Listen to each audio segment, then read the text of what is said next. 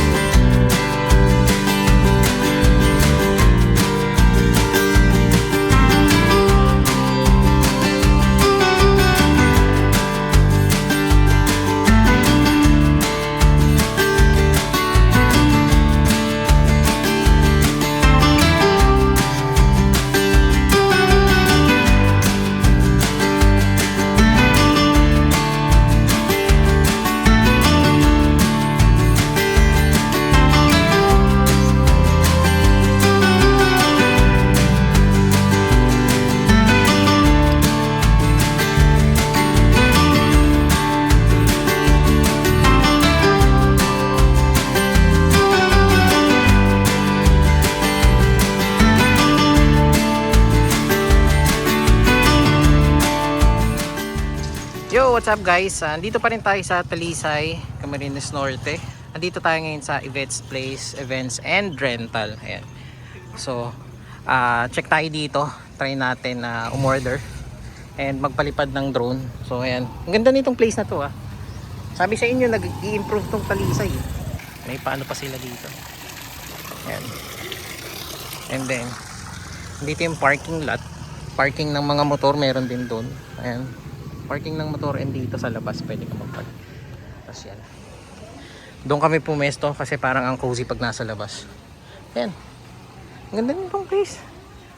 Ayan. Dito kami. Check natin kung ano yung menu nila. Yung menu nila. Ayan. May mga Filipino. Ano ba? Filipino food? Filipino cuisine. Pareho lang yun. Ayan. May salad. Ayan. Mga pang Pilipinong pagkain. Oh, may Thai din sila.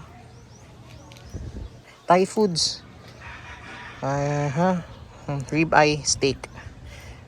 Ayan, sisig. Ayan, may mga rice meals din sila. May mga pasta, so Italian foods. Ayan, may mga pizza din. Tapos, ito may mga tayo dito, may mga dessert. Ayan, may drinks. Ayan. Post nyo na lang kung gusto nyo makita. Ayan. Student meals, meron din mga affordable nilang pagkain. So ito, guys, malapit lang to sa St. Francis na school namin. Bale dito sa place na to, doon lang yung St. Francis. Mga ilang lakad lang yan. Yan. Pag diniretso mo yung kalsada na yan, pupunta na sa St. Francis. Mamaya pakita ko sa inyo kung ano yung meron doon. Parang kanal ata ito yan. Hindi ko alam. Sa inyo yung ano nila.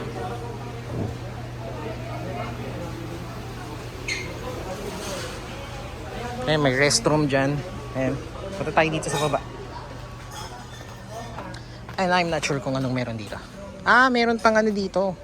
Ayan. Kapag nag-ano ka, nirenta mo to. Ayan. Siguro pwede mga events dito. Ayan nga, nakalagay sa ano nila, sa entrance nila. Ayan, okay. Ito to. Ayan. Tapos meron sa taas. So bali natanong ko sa nagsaserve ng pagkain kung para saan to. So ito, para sa mga occasion na mga special events. Ayan. Kung for example, kasal, binyag, pwedeng rentahan yan. Ayan. Tapos dito naman yung ano nila, para sa mga daily customers nila. Ayan, cozy dito. Tingin ko maluwag-luwag pa dun. Pwede pang mag-park. Ganda ng sunset. Ayan, ito tayo dito. Ayun nga, ano to? Parking lot. Parking lot pa to. Let's see, tara, check natin. Bibi. More parking space dito. So, ayan. Makakapag-park pa siguro ang mga 20 to 30 cars na magkakasya para dito. So, ayan. Ang ganda dito. Ayan, pwede pa dito sa gilid. And I'm not sure kung pwede pa rin dito. Ayan. Ayan, ang ganda, no? Ang ganda ng angulo, Ayan, kuha. Tara. Takbo! Isa-serve na yung yung foods. So yan, dumating na yung baked mac and try natin tikman. Gusto ko subuan ako ni Bossing Subuan mo ako. Sabi. Sarap. Masarap siya. Masarap. May laban Magaling Magaling mga nagluluto dito. Masarap. Ano, panalo na. Magkano yung baked mac? 200 ata. 200. Tapos ito, pwede na. 140 to. 140. Baka sa atin 200 na yan. Ayan. Sarap dito Hindi pa nga lang namin natatry yung iba. Dito pa lang. Pero tingin ko dito pa lang masarap na tingin ko. Quality mga pagkain dito.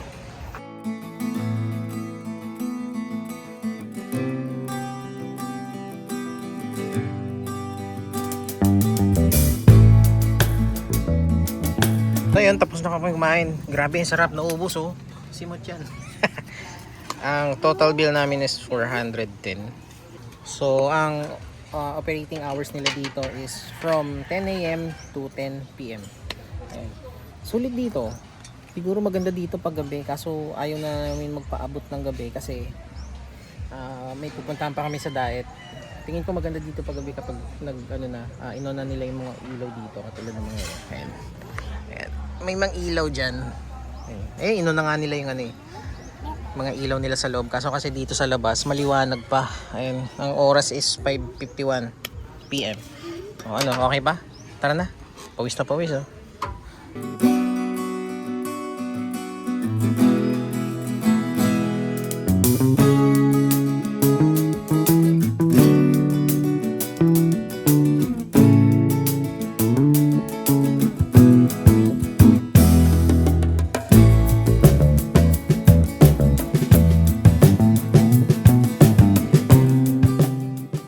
What's up guys? Update lang and kasalukuyan nandito tayo sa Labo and ang araw is Saturday?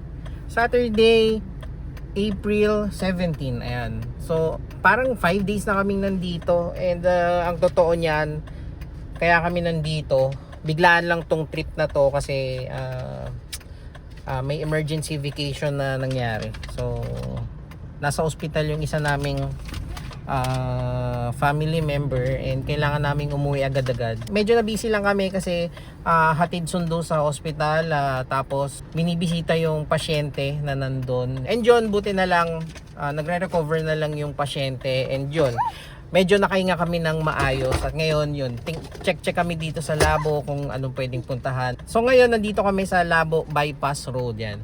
Parang 3 years ago na nandito kami, wala pa to. Medyo free kami today kaya nakapaglagalag ng pakonti-konti. And ngayon kasalukuyan nandito kami sa Labo Bypass Road. Samahan nyo kaming sungin ng daan na ito at tuklasin kung saan papunta ang daan na ito. Ayan, tara. Nakikita kasi ako recently na mga nagvo-vlog dito na meron daw parang food park dito, or hindi lang ako sure kung food park nga ba ang tawag doon or ano, street food park. Ayan. And meron din akong nabalitaan na parang baka mapaalis sila. Mukhang na tsempohan natin na wala na sila dito. Kasi sabi dun sa vlog parang 3 PM sila nag-i-start. And ayun, hindi lang ako sure, baka wala na nga. Ito pala. Ayun kaso konti lang sila. Ay marami rin kung ano yung simula hanggang dun. Teka. Balikan natin, U-turn tayo. And guys, sakto yung paggaano ko. Hindi ko na napansin na yan na pala yung yung parang food park. Ayan. Ito, yan. Ang dami na nila dyan. So yan, bababa tayo para i-check yung mga pwede nating ma-food trip dito.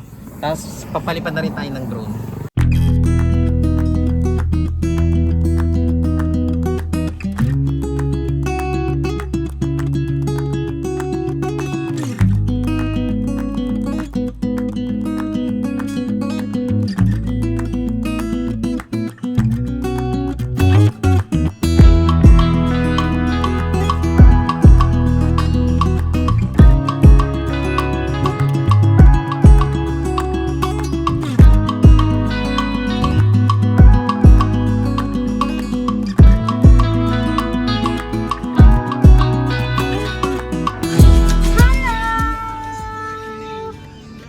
Sarap yung burger nila, in fairness.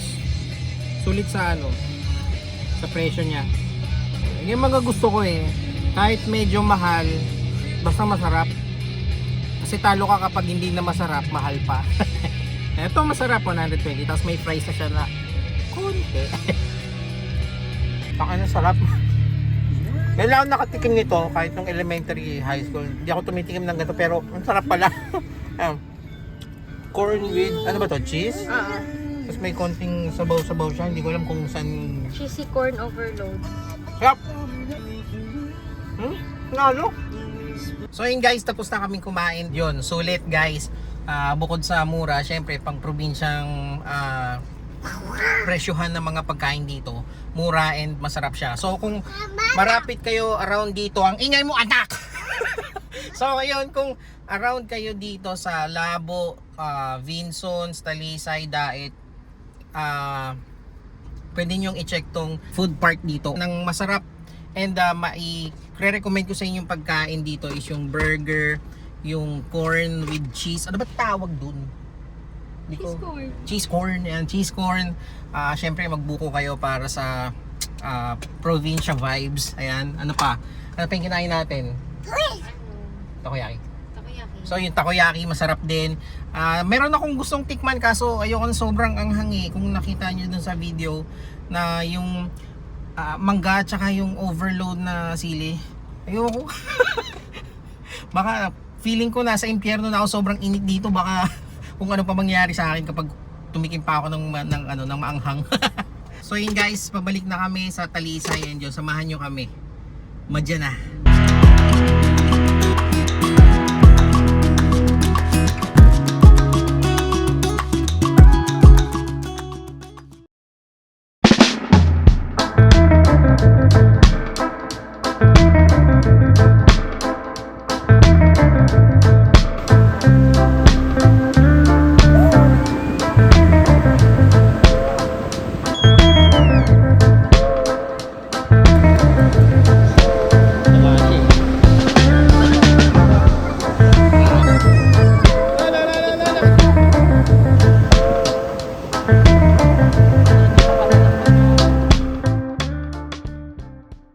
Kuha kami ng buko.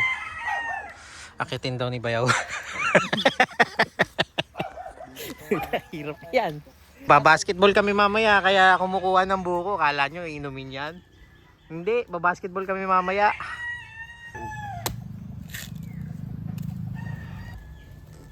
Malauhog boy. Pag okay na yan, tsaka mo kainin. Tara.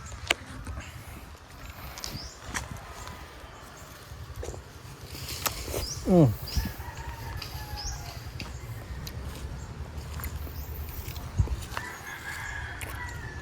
Ayan.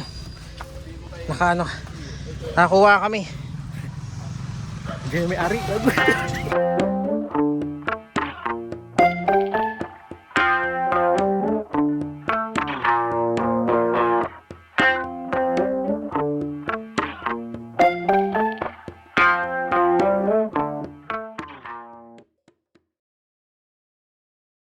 What's up guys? Papunta kami sa Hanging Bridge. Kaya Marlon? Ayun, ilog. Ayun. Lalakad kami dito sa sa gubat. Sige na, lakad lang diretso. Shortcut daw ito eh. Sabi ni Kuya Marlon, malapit lang ah. Sa probinsya, ibang malapit. Sa amin ang malapit. Mga 200 meters. Mga 1 minutong lakaran lang. Kuya, hindi naman 1 oras yung lakaran ah. Hindi. Mga 55 minutes na. Mga 55, 59 minutes. Kuya Lon, 3 hours na. Malapit na ba? 3 hours na lumilipas. Hindi in-advise sa amin na magdala ng kotse kasi yun nga, baka mahirapan yung kotse. Kasi medyo bato-bato, baka mabalahaw. Mahirap magtulak.